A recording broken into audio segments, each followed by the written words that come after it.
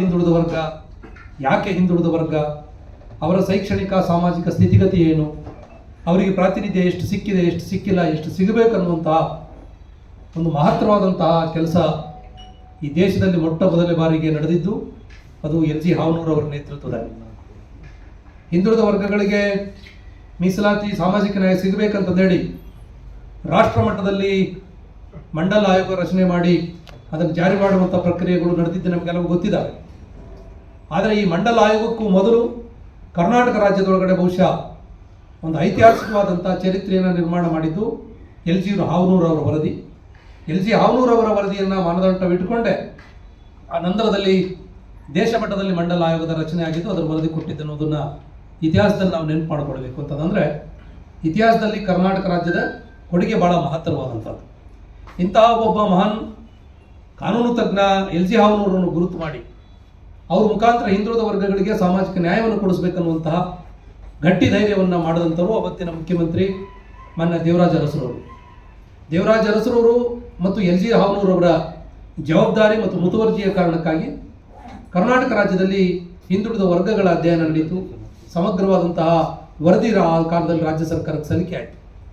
ಆ ವರದಿ ಸಲ್ಲಿಕೆ ಆದಾಗಲೂ ಕೂಡ ನಮಗೂ ನಿಮಗೆಲ್ಲ ಗೊತ್ತಿದೆ, ಪಟ್ಟಭದ್ರ ಹಿತಾಸಕ್ತಿಗಳು ದೊಡ್ಡ ಪ್ರಮಾಣದಲ್ಲಿ LG ಹಾವನೂರ್ ಅವರ ವರದಿಯನ್ನು ವಿರೋಧ ಮಾಡಿದರು, ಸುಟ್ಟು ಹಾಕಿದರು, ಪ್ರತಿಭಟನೆಗಳನ್ನು ಮಾಡಿದರು, ತಿರಸ್ಕಾರವನ್ನು ಮಾಡಿದರು. ಈ ಎಲ್ಲವನ್ನೂ ಲೆಕ್ಕಿಸದೆ ಸಾಮಾಜಿಕ ನ್ಯಾಯ ಮತ್ತು ಸಂವಿಧಾನಬದ್ಧವಾಗಿ ಇದನ್ನು ಜಾರಿಗೊಳಿಸಬೇಕಂತಂದೇಳಿ ದೇವರಾಜ ಅರಸು ತಗೊಂಡಂಥ ದಿಟ್ಟ ನಿರ್ಧಾರಗಳು ಇವತ್ತು ಶೋಷಿತ ಸಮುದಾಯಗಳಿಗೆ ಒಂದು ಶಕ್ತಿಯನ್ನು ಕೊಟ್ಟಿದ್ದಾರೆ.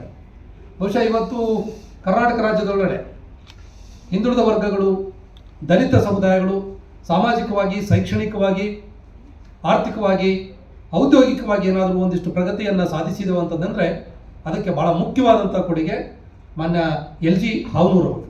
LG ಹಾವನೂರ್ ಅವರು ಕೊಟ್ಟಂಥ ಈ ವರದಿಯ ಕಾರಣಕ್ಕಾಗಿ, ಈ ವರದಿಯ ಮುಂದುವರೆದ ಭಾಗವಾಗಿ ಇವತ್ತು ಈ ಸಮುದಾಯಗಳು ಅವಕಾಶಗಳನ್ನು ಪಡ್ಕೊಳ್ಳೋದಕ್ಕೆ ಸಾಧ್ಯ ಆಗಿದೆ, ಸಾಮಾಜಿಕವಾಗಿ ಘನತೆಯಿಂದ ಬದುಕೋದಕ್ಕೆ ಸಾಧ್ಯ ಆಗಿದೆ. ಈ ವರದಿ ಒಂದು ರೀತಿಯಲ್ಲಿ ಒಂದು ಜೀವಸತ್ವವಾಗಿ ನಮ್ಮೆಲ್ಲದರ ಕಡೆ ಕಾಣಿಸ್ಕೊಂಡಿದೆ. ಹಿಂದುಳಿದ ಸಮುದಾಯಗಳ ಅಸ್ಮಿತೆಯನ್ನು ಗಟ್ಟಿಗೊಳಿಸೋದಕ್ಕೆ, ಹಿಂದುಳಿದ ಸಮುದಾಯಗಳ ಅಸ್ಮಿತೆಯನ್ನು, ಪರಂಪರೆಯನ್ನು ಕಟ್ಟಿಕೊಡೋದಕ್ಕೆ LG ಹಾವನೂರ್ ಅವರ ವರದಿ ದೊಡ್ಡ ಪ್ರಮಾಣದಲ್ಲಿ ಸಹಕಾರಿಯಾಗಿದೆ. ಅದಷ್ಟೇ ಅಲ್ಲದೆ ಹಿಂದುಳಿದ ಸಮುದಾಯಗಳು ಸಂಘಟನೆ ಆಗೋದಕ್ಕೆ, ಐಕ್ಯತೆ ಆಗೋದಕ್ಕೆ, ಒಂದು ಚಳವಳಿಯ ರೂಪವನ್ನು ಪಡ್ಕೊಂಡು ಪ್ರಾತಿನಿಧ್ಯವನ್ನು ಪಡ್ಕೊಳ್ಳೋದಕ್ಕೆ ಇವತ್ತು LG ಹಾವನೂರ್ ಅವರ ವರದಿ ಬಹಳ ದೊಡ್ಡ ಪ್ರಮಾಣದ ಕೊಡುಗೆಯನ್ನು ಕೊಟ್ಟಿದೆ. ಈ ವರದಿ ಇವತ್ತಿಗೂ ಅದರ ಶಿಫಾರಸುಗಳು ಬಹಳ ಪ್ರಸ್ತುತ. ಇಂತಹ ಶಿಫಾರಸುಗಳನ್ನು ಜಾರಿಗೊಳಿಸುವಲ್ಲಿ ಅಲ್ಲಿನಿಂದ ಇಲ್ಲಿವರೆಗೆ ಬಂದಂಥ ಸರ್ಕಾರಗಳು ಪ್ರಯತ್ನಗಳನ್ನು ಮಾಡ್ತಾ ಬಂದಿದ್ದಾರೆ. ಇಂತಹ ಸಂದರ್ಭದಲ್ಲಿ ನಮ್ಮ ಸಮುದಾಯಗಳಿಗೆ ಒಂದು ಎಚ್ಚರವನ್ನು ಕೊಟ್ಟಂಥ, ಒಂದು ಪ್ರಜ್ಞೆಯನ್ನು ಕೊಟ್ಟಿರುವಂಥ, ನಮ್ಮ ಅಸ್ಮಿತೆಯನ್ನು ಗಟ್ಟಿಗೊಳಿಸಿದಂಥ, ನಮ್ಮ ಒಗ್ಗಟ್ಟನ್ನು ಗಟ್ಟಿಗೊಳಿಸೋದಕ್ಕೆ ಒಂದು ಕಾರಣಭೂತರಾಗಿರುವಂಥ LG ಹಾವನೂರ್ ಅವರ ವರದಿಗೆ 50 ವರ್ಷ ತುಂಬುತ್ತಾ ಇರುವಂಥ ಸಂದರ್ಭದಲ್ಲಿ ನಾವು ಇದನ್ನು ಸುವರ್ಣ ಮಹೋತ್ಸವ ಅಂತಂದೇಳಿ ಆಚರಣೆ ಮಾಡಬೇಕಂತ ತೀರ್ಮಾನ ಮಾಡಿದ್ದೇವೆ. ಅದು ಕೊಟ್ಟಂಥ ಕೊಡುಗೆಗಳನ್ನು ಸಂಭ್ರಮಿಸಬೇಕಂತಂದೇಳಿ ತೀರ್ಮಾನ ಮಾಡಿದ್ದೇವೆ.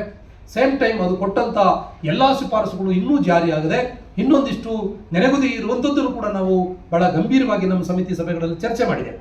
ಹಾಗಾಗಿ ಈ LG ಹಾವನೂರ್ ವರದಿಗೆ 50 ವರ್ಷ ಇದರ ಸುವರ್ಣೋತ್ಸವವನ್ನು ಆಚರಣೆ ಮಾಡಬೇಕಂತಂದೇಳಿ ತೀರ್ಮಾನ ಮಾಡಿದ್ವಿ.